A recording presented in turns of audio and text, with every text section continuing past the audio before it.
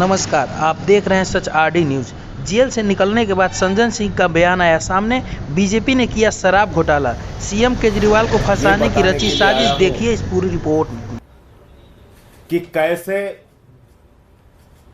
कुचक्र रचकर, कैसे दुर्भावनापूर्ण तरीके से साजिश रचकर इस देश के बेटे, दिल्ली के बेटे अरविंद केजरीवाल को गिरफ्तार किया गया है। और कितनी बड़ी साजिश है, इसका एक एक करके आपके सामने मैं खुलासा करूंगा। जो मुख्यमंत्री दिल्ली के 2 करोड़ लोगों की शिक्षा के लिए, स्वास्थ्य के लिए, बिजली के लिए, पानी के लिए, माताओं बहनों को बस की फ्री यात्रा देने के लिए काम कर रहा है, उस मुख्यमंत्री को जेल में डालने के पीछे कितनी गहरी और बड़ी साजिश रची गई है, इसका एक एक करके आपके सामने खुलासा करूंगा। और दूसरी बात, ये शराब घोटाला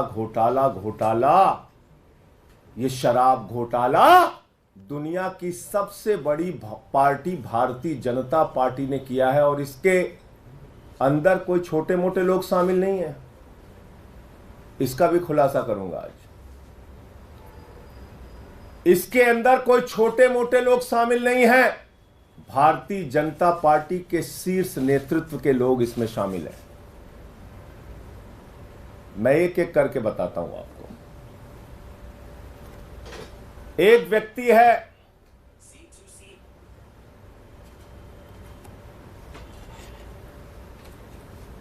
मंगुंटा रेड्डी, जिसने कुल 7 बयान दिए, कुल 3 बयान दिए। उसके बेटे राघव मंगुंटा ने 7 बयान दिए, बाप बेटे ने मिला के 10 बयान दिए। और इस 10 बयान को पीछे जब उनसे पहले पूछा गया, 16 सितंबर को पूछा गया, ईडी के द्वारा पूछा गया कि क्या आप अरविंद केजरीवाल से मिले थे, जानते हैं, तो उसने उसी बात की सच्चाई को उजागर किया। जो बात सच थी, उसने कहा हां मैं मिला था, लेकिन चैरिटेबल ट्रस्ट की जमीन के मामले में मिला था। लेकिन उसके बाद उसके बेटे को, राघव मंगुंटा को गिरफ्तार किया जाता है। राघव मंगुंटा को जेल के अंदर रखा जाता है, 5 महीने तक जेल में रखा जाता है। और तब वो अपना बयान बदल देता है। 16 सितंबर पर पहली बार कार्रवाई होती है मंगुंटा रेड्डी सांसद पर, रेड होती है 16 सितंबर 2022 को। और 10 फरवरी तक लगातार उसको कहा जाता है बयान दो, बयान दो, बयान दो केजरीवाल के खिलाफ। वो बयान नहीं देता तो 10 फरवरी को उसके बेटे राघव मंगुंटा को गिरफ्तार कर लिया जाता है। और 10 फरवरी से लेकर 16 जुलाई तक 7 बयान लिए जाते हैं राघव मंगुंटा के, मंगुंटा रेड्डी सांसद के बेटे राघव मंगुंटा के। कितने बयान? 7 बयान। 3 बयान बाप का, 7 बयान बेटे का। और उन 5 महीनों में जो 7 बयान वो देता है, उसमें भी पूछा जाता है 6 बयान में अरविंद केजरीवाल को जानते हो, अरविंद केजरीवाल ने कोई घोटाला किया है, अरविंद केजरीवाल पे कुछ बोलना है। उसने कहा नहीं नहीं नहीं, बिल्कुल नहीं। लेकिन 5 महीने की जेल के बाद वो टूट जाता है। और 7वां बयान 16 जुलाई को उसका होता है और वो बदल जाता है, वो वही साजिश का हिस्सा बन जाता है। 5 महीने की प्रताड़ना के बाद बदल जाता है और अरविंद केजरीवाल के खिलाफ बयान देता है। लेकिन हैरानी की बात सबसे ज्यादा यह है कि ये 6 बयान और बाप के 2 बयान गायब कर दिए जाते हैं। 5 महीने की जेल के दौरान दिए गए बयान, ईडी कहती है इस पर हमें भरोसा नहीं है और उसको रख लिया अनरिलाइड अपॉन डॉक्यूमेंट्स, यानी ऐसा बयान जो केजरीवाल के खिलाफ नहीं था उस पर की ईडी ने कहा हमें इस पे भरोसा नहीं है। हमारे वकीलों ने अदालत में पैरवी की, बार बार कहा हमें देखना है वो बयान जो उसने अपनी गिरफ्तारी के दौरान दिया। और जब हमारे वकीलों को कोर्ट ने आदेश दिया जाओ और देखो वो सारे बयान, उनके होश उड़ गए। आपको पता है उनके होश उड़ गए। बाप बेटे के 9 बयानों में कहीं भी अरविंद केजरीवाल का जिक्र नहीं, और बाद में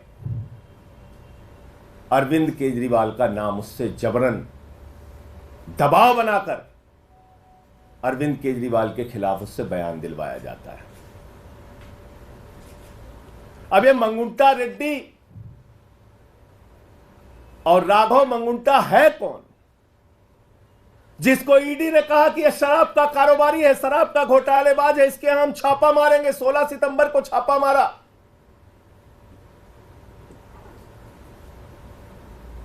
मैं चाहूंगा ये तस्वीर आप लोग जरूर ध्यान से देखिए। ये भारत के प्रधानमंत्री नरेंद्र मोदी जी के साथ गलवहियां करते हुए, उनसे मिलते हुए ये तस्वीर आप जरूर देखिए। ये है मंगुंटा रेड्डी सांसद, जिनकी तस्वीर है भारत के प्रधानमंत्री के साथ। यह है मंगुंटा रेड्डी जिनकी तस्वीर है भारत के प्रधानमंत्री के साथ। 16 जुलाई जब यह हमारे खिलाफ बयान देता है, अरविंद केजरीवाल और के खिलाफ बयान देता है, अरविंद केजरीवाल और आम आदमी पार्टी को खत्म करने की भाजपा की साजिश में शामिल हो जाता है, तो 18 जुलाई को इसकी बेल हो जाती है। 18 जुलाई को इसकी जमानत हो जाती है। आप समझ पा रहे हैं इतनी बड़ी साजिश। एक आदमी जिसको खुद ईडी कह रही है ये शराब का घोटालेबाज है, शराब का घोटालेबाज है, उसका क्या रिश्ता है भारत के प्रधानमंत्री के साथ। और इतना ही नहीं, आज की तारीख में वो टीडीपी से चुनाव लड़ रहा है और भारत के प्रधानमंत्री की तस्वीर लगाकर जनता से वोट मांग रहा है। मैं चाहता हूं वो भी आप दिखाइए। ये देखिए आप, इसको टीडीपी का टिकट मिला हुआ है, भारत के प्रधानमंत्री की तस्वीर लगाकर वोट मांग रहा है। जिसको भाजपा कहती है घोटालेबाज है ये, जिसको कहती है ईडी कि हम इस पे कार्रवाई करेंगे, हम इसको गिरफ्तार करेंगे, हम इसको जेल में डालेंगे, जब उसने केजरीवाल के खिलाफ बयान दे दिया तो वो नरेंद्र मोदी जी की तस्वीर लगाकर जनता, अरविंद केजरीवाल के खिलाफ जो व्यक्ति बयान देता है ये है, और जो बयान छिपा लिया जाता है ईडी के द्वारा हमारे वकीलों के दबाव में, कोर्ट के आदेश के बाद जब वो बयान देखते हैं जाकर ईडी के दफ्तर पर, जिसको अनरिलाइड डॉक्यूमेंट में ईडी ने रखा, यानी कि ऐसा डॉक्यूमेंट जिस पे भरोसा नहीं है, शुरुआती सारे बयान जिस पे भरोसा नहीं है, वो बयान जो उसने सही सही बताया था उस पर कह दिया बेटा। अब इसमें एक और ये है मंगुंटा रेड्डी सांसद, और ये है भारत के प्रधानमंत्री के साथ उनकी तस्वीर, और ये है वो चुनाव प्रचार कर रहा है, टीडीपी से चुनाव लड़ रहा है, और ये है भारत का प्रधानमंत्री। इस फोटो में सबसे ऊपर उनकी तस्वीर है, वोट मांग रहे हैं कि मोदी जी के नाम पे हमको वोट दे दीजिए।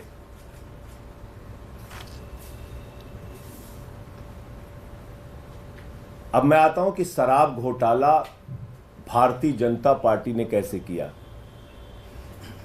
अब एक शख्स आता है शराब का कारोबारी, जिसको कहती है भारतीय जनता पार्टी घोटालेबाज है, घोटालेबाज है, घोटालेबाज है, शरद रेड्डी। शरद रेड्डी के घर पे 9 नवंबर को छापा होता है 2022 में। 9 नवंबर 2022 को छापा होता है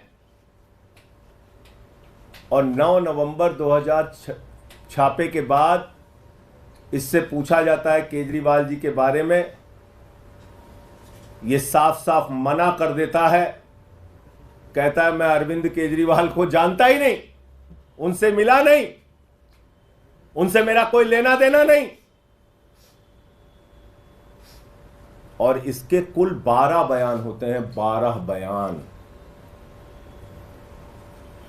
ध्यान से सुनिएगा, इसको बहुत जरूरी है, जानना जरूरी है कि दिल्ली के मुख्यमंत्री के खिलाफ कितनी बड़ी साजिश करके उनको गिरफ्तार किया गया।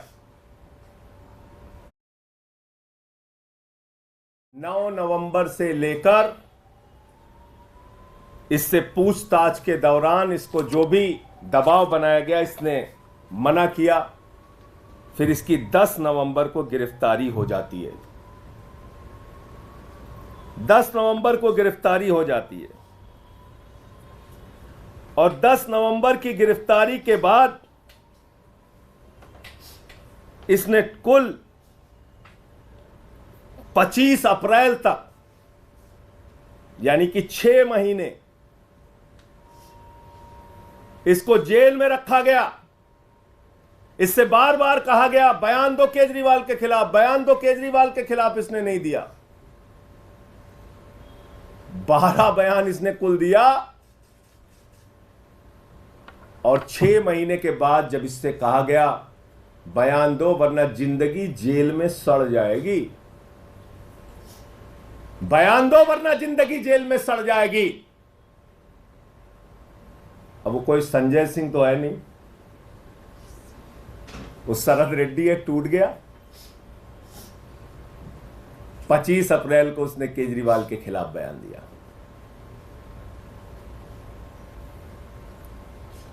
अब हमारे वकील फिर परेशान हुए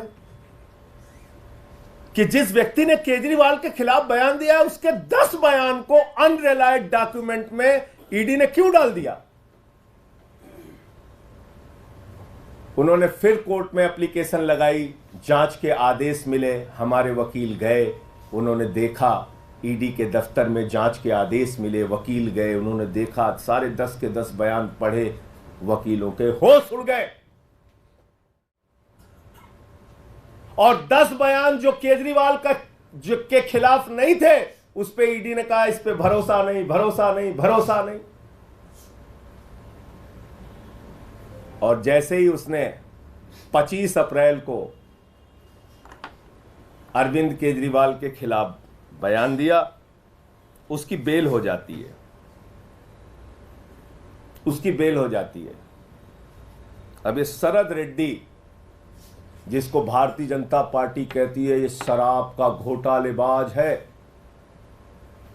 ये शरद रेड्डी जिसको भारतीय जनता पार्टी कहती है शराब का बहुत बड़ा घोटालेबाज व्यक्ति है, ईडी कहती है शराब का घोटालेबाज है,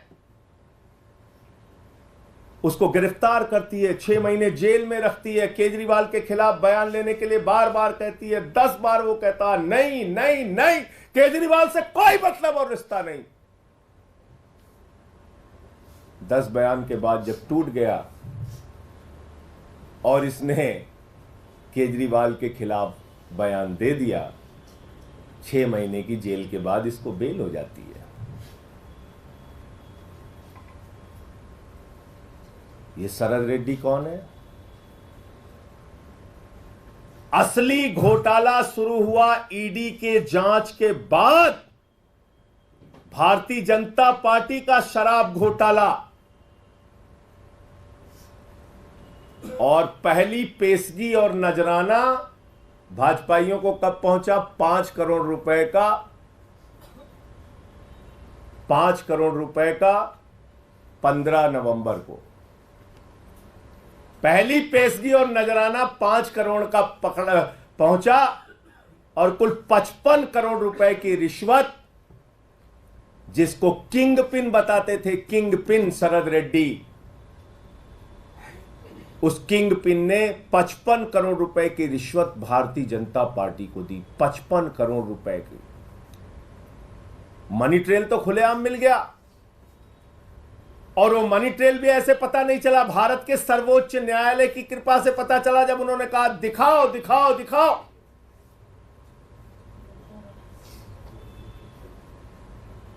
तो 21 मार्च को शाम को 6:50 पे मजबूरी में सारे डिटेल डालने पड़े वेबसाइट पे, बताना पड़ा कि ये शरद रेड्डी है शराब का घोटालेबाज, किंग पिन जिसको कह रही थी ईडी। और जैसे ही 6:50 पे भारतीय जनता पार्टी के शराब घोटाले का खुलासा हो जाता है, 7:14 पर मुख्यमंत्री के दफ्तर पे, मुख्यमंत्री के घर पे छापा पड़ जाता है।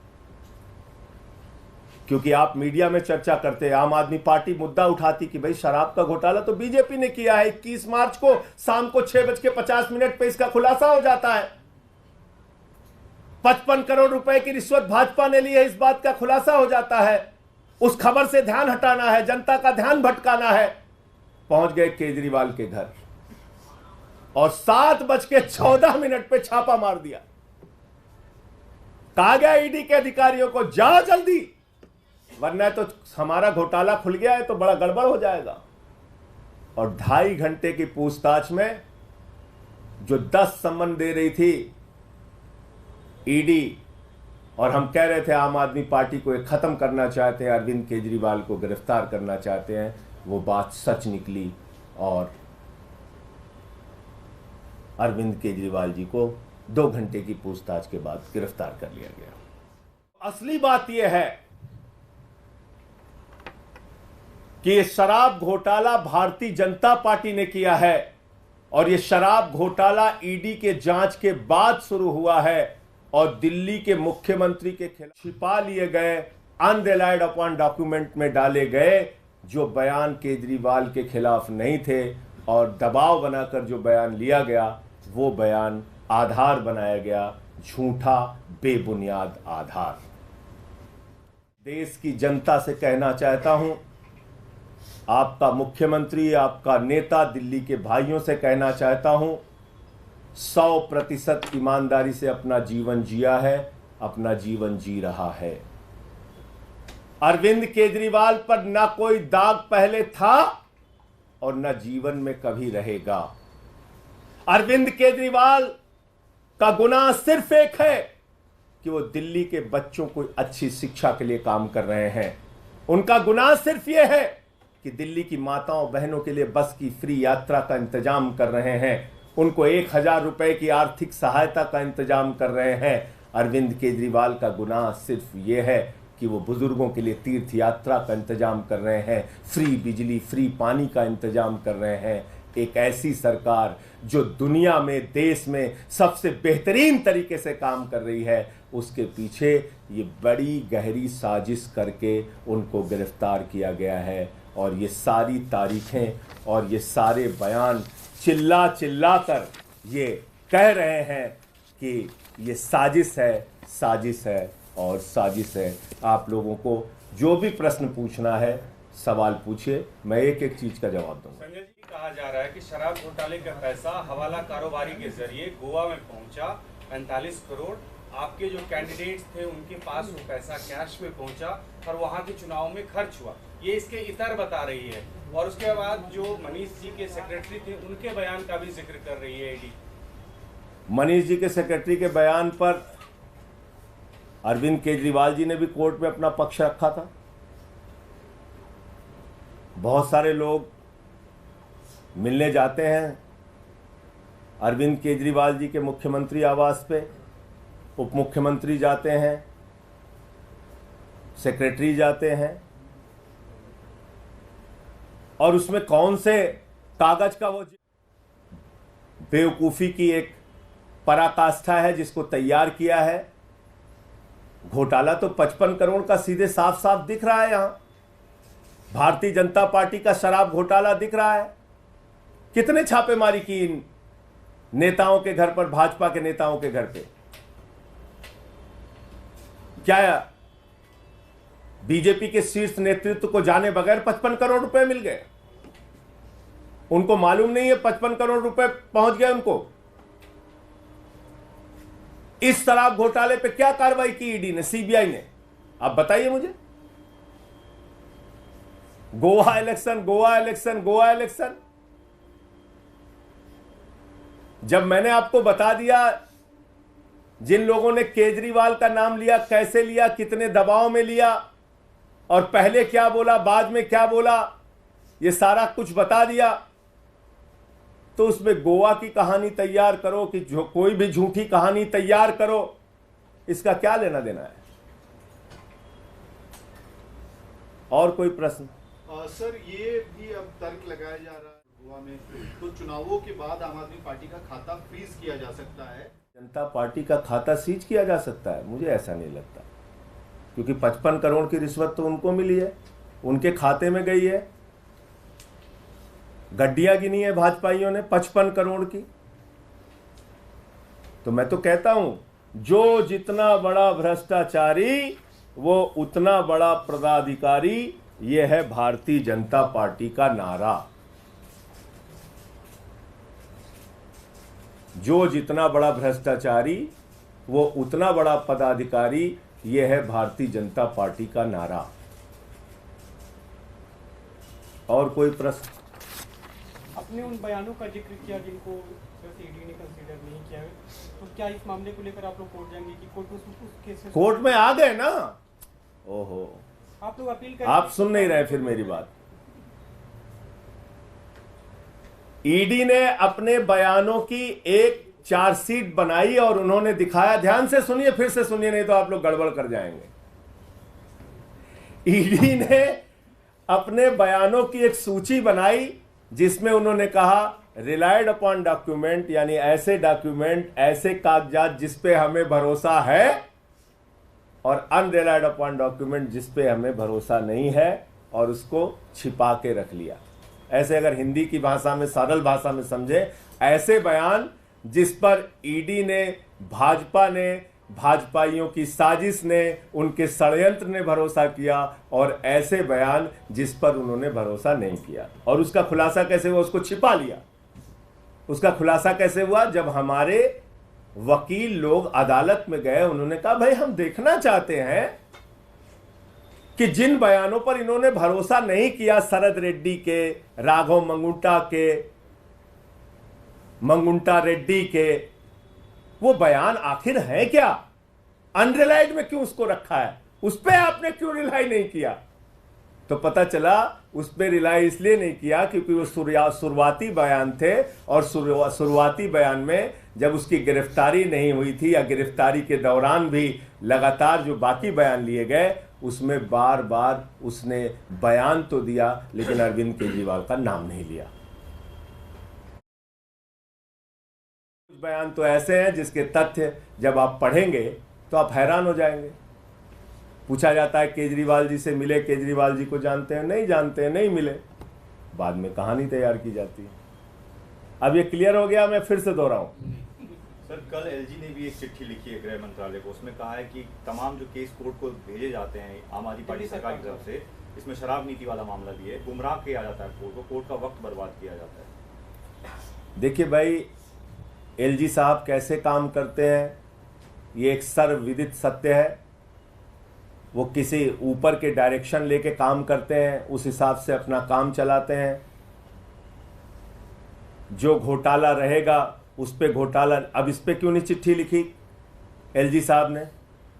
55 करोड़ रुपए की खुलेआम रिश्वत, रंगदारी जिसको कहा जाता है यूपी बिहार के भाषा में, 5 करोड़ का, फिर अलग अलग किस्तों में 55 करोड़ की रिश्वत ली। 55 करोड़ की रिश्वत बगैर प्रधानमंत्री की जानकारी के ले ली गई, बगैर नड्डा जी के जानकारी के ले ली गई, बगैर अमित शाह जी के जानकारी के ले ली गई। 55 करोड़ की रिश्वत, और रिश्वत तो छुपी हुई थी। वो तो सर्वोच्च न्यायालय का धन्यवाद दीजिए कि उन्होंने कहा तुम्हें जग जाहिर करना पड़ेगा कि कहां कहां से कितना पैसा खाया। तो बताइए, क्या एलजी को इस पे चिट्ठी नहीं लिखनी चाहिए कि एक शराब घोटालेबाज जिसको ईडी ने कहा कि वो किंगपिन है, ईडी ने उसको गिरफ्तार किया, उसने 55 करोड़ रुपए की खुलेआम रिश्वत भारतीय जनता पार्टी को दी। पूरी की पूरी भारतीय जनता पार्टी सर से लेकर पांव तक शराब घोटाले में डूबी हुई है। उस पर चिट्ठी नहीं लिखनी चाहिए एलजी साहब को? तो मैंने तो बता दिया अब आपको, इसमें कुछ डाउट तो बचा नहीं कि कितनी गहरी साजिश रची गई। और सवाल हो बताइए। इससे थोड़ा हटके कल ग्रैंडसन ने, यदवेंद्र संधू ने इस पे आपत्ति जताई है, कहा कि राजनीतिक पार्टियों को इस तरह से फोटो नहीं लगानी चाहिए, उन्होंने अपना जीवन देश के लिए कुर्बान किया। तो आप कह रहे हैं कि भारतीय जनता पार्टी का कोई नेता हो या देश का कोई भी नेता हो, मैं अपनी फोटो क्या देश के महापुरुषों के साथ नहीं लगा सकता? क्या देश बाबा साहब डॉक्टर आजम भगत सिंह जी के साथ आप लोगों की फोटोएं नहीं होती हैं? देख लेते हैं, वहां सेल्फी लेते हैं, उनके स्टैचू पे जाके सेल्फी लेते हैं, उनके साथ फोटो डालते हैं, नेताजी सुभाष चंद्र बोस के साथ फोटो डालते हैं, बाबा साहब के साथ फोटो डालते हैं। यहां तक कि अपने चुनाव प्रचार में भी नेता लोग फोटो डालते हैं महापुरुषों के साथ, क्रांतिकारियों के साथ। इसमें मुद्दा क्या है, सवाल क्या है, मुझे बताइए ना। अरविंद केजरीवाल हमारी पार्टी के मुखिया हैं और उनकी तस्वीर अगर शहीद आजम भगत सिंह जी के साथ है या बाबा साहब जी के साथ है, तो ये अधिकार हर एक नागरिक को है कि वो महापुरुषों के साथ अपनी तस्वीर लगा सकता है। इसका मतलब ये नहीं हुआ कि हम उनके पदचिन्हों पर चलने का प्रयास कर रहे हैं। इसका मतलब ये थोड़ी है कि हम अपने आप को दावा कर रहे हैं, अपने आप से हम अपने आप को बहुत बड़ा समझ रहे हैं। नहीं, हम उनके वो हमारे लिए अनुकरणीय है, प्रार्थनीय है। हम उनके पदचिन्हों पे चलने का प्रयास कर रहे हैं।